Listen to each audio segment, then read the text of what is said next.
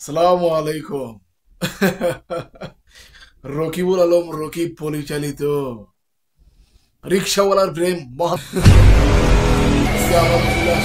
মহানায়ক মান্নার রিক্সাওয়ালার প্রেম। তারপরে যখন মহানায়ক মান্নার রিক্সাওয়ালার প্রেম সিনেমাটা আসলো ভাই, আমি আবার পুরান সিনেমার গল্প বেশি করি, কারণ আমি একজন মান্নার ভক্ত হিসেবে আমি পুরান সিনেমার বেশি ভালোবাসি। এবং কি যাই হোক, এটা এমনি লাগাইছিলাম।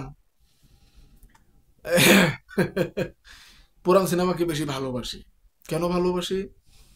কারণ সেই সিনেমাগুলোতে আছে রাজনীতি, সেই সিনেমাগুলোতে আছে কিভাবে একটা সমাজ তৈরি করা যায়, কিভাবে একজন ভালো মানুষ হওয়া যায়। সব দিক থেকেই সেই মহানায়ক মান্নার পুরনো সিনেমাগুলোকে আমি অনেক মিস করি।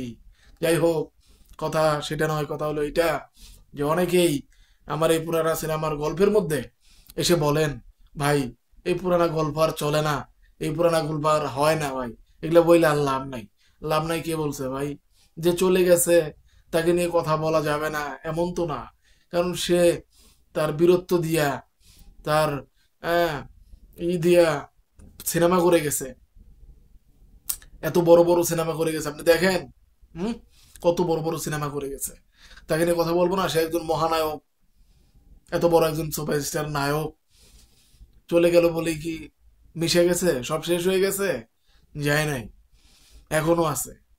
মান্না ভাইকে এখনো ভালোবাসে মানুষ, এখনো মান্না ভাইয়ের ভালোবাসায় মানুষ সিনেমা দেখে। আপনি দেখেন, মান্না ভাইয়ের সিনেমা কিন্তু এখনো দেখে মানুষ। যাই হোক, যখন মান্না ভাইয়ের রিক্সাওয়ালা প্রেম সিনেমাটা আসলো, সেই ঈদে, সেই সময়ে একই সাথে কিন্তু শাকিব খানের একটা সিনেমা আসছিল। সেই সিনেমার নাম যমজ।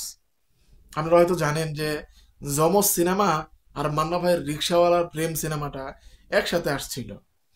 তখন একটা দর্শকের মধ্যে একটা দ্বিধাদ্বন্দ্ব ছিল যে যমজ দেখবে না মান্নার আহ, রিক্সাওয়ালার প্রেম দেখবে। হলালারাও কেমন জানি একটা ইয়ের মধ্যে ছিল। তো দেখা গেছে, জানা গেছে যে রকিবুল ইসলাম রকিবের একটা আহ, আলাপে সেটা দেখলাম, একটা বক্তব্য দেখলাম যে তিনি বলছে যে তখন রিক্সাওয়ালার প্রেম সিনেমাটা বেশি হল পায় নাই।